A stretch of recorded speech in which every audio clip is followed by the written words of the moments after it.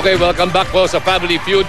Pagkatapos po ng dalawang round, lamang pa po ang ating Samson family by 23 points, 84 to 61. Kaya lang dito po sa ating third round, double points na tayong lahat.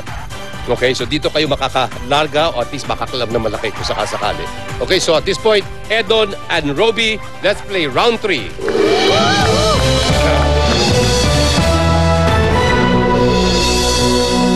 Nag-survey kami. Kamay sa likod, please. Ng 100 Pinoy, top 4 answers ang nasa board. Ang tanong, bakit nagpapakalbo ang isang tao?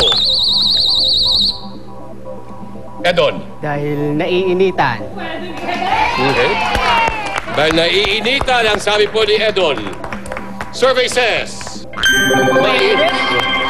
Okay, pass or play? Play kayo. Okay, see you later, Robbie. Halika na. Okay. Top answer, ha? Eric. Siyempre, sabi ni Sir sa school. Ang tanong, bakit nagpapakalbo ang isang tao? Ang sagot mo, Sabi ni Sir sa school, bawal ang kalbo. so kailangan sabi ni Sir. Sabi ni Eric, sabi ni Sir, survey says. Ay, hindi raw yun. Walang nakikinig kay Sir. Lisa, bakit nagpapakalbo ang isang tao? Dahil required. Dahil required. Okay, sabi Lisa, dahil required. Survey says. Okay, Helen, your answer. Bakit nagpapakalbo ang isang tao? Sir, sa pagkakaalam ko, pag kinakalbo ang isang tao, pagbibitayin. Pwede! Diba, Sir? Pag nakakulong. Dahil bibitayin, ang sabi po ni Ellen, our survey says...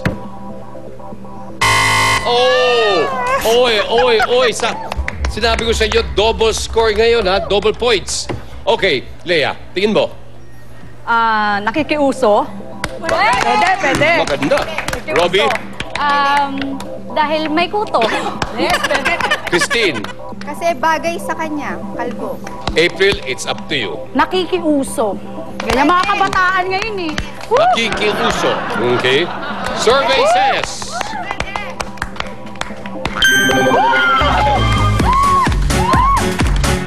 Okay, ano kaya ang ating third most popular answer? May balakubak. Yeah, tama. At number 2, may kuto. Okay, tama. Okay, ayan na po mga kaibigan. Pagkatapos po tatlong round, medyo lumamang po ng konting ating Abrenica family. Ang score natin sa kasalukuyan, 209 versus 84. Kasi huwag muna kayong malulungkot, ha? Dahil dito naman sa ating fourth round, triple score na tayo. Maring ito magiging deciding round po natin. Okay, so ngayon, Lea at Eric, pagbutihan nyo, let's play round 4.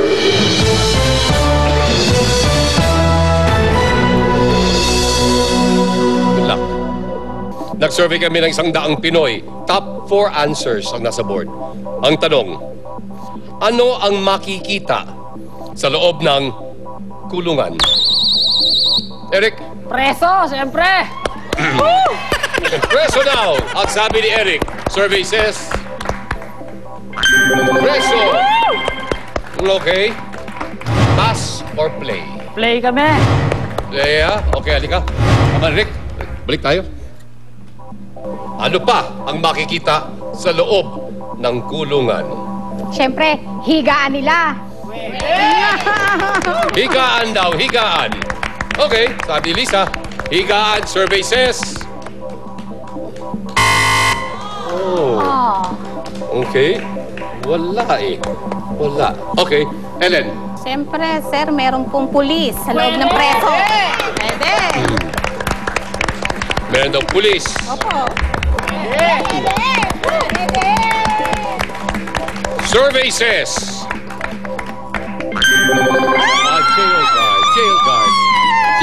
Jail guard. Okay. Edon, ano ang makikita sa loob ng kulungan?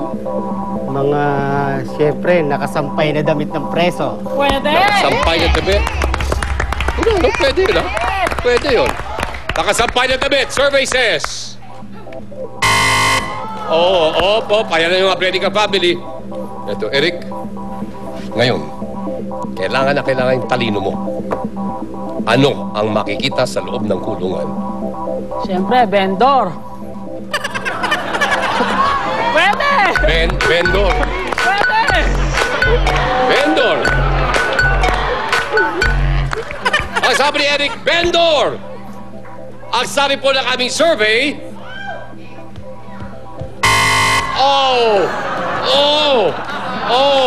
Miss Leia. Rehas. Rehas. Ruby. Rehas din. Rehas din. Christine.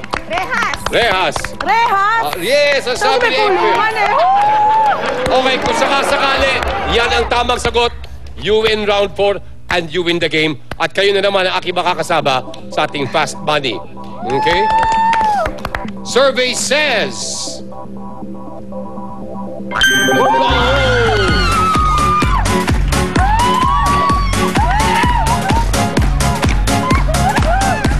Okay, ano po ang ating number 4 answer? Cadena. Cadena de amor. Cadena, mga kaibigan, ganun po yun. Anyway, congratulate muna. Maraming salamat po sa ating mga Santa Rosa Samson family mula sa Santa Rosa, Laguna. And again, mga kaibigan, sa ating Abrenica family dahil ang score po natin is 437 to 84. In other words, ang nanalo po uli ang ating returning family, the Abrenicas. Okay, sino maglalaro ng fast money?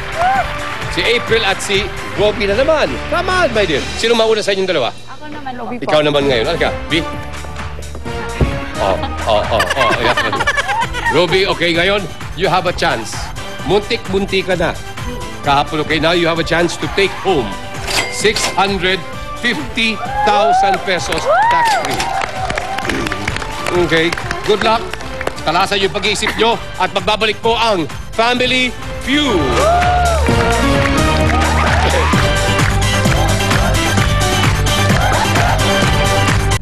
May nakaalala. Uy, mukhang may nananako. Sino ang babaeng ito? Alamin kasama ang balik-tambalang sina Aljur Abrenica at Chris Bernal sa Spooky Nights presents The Ring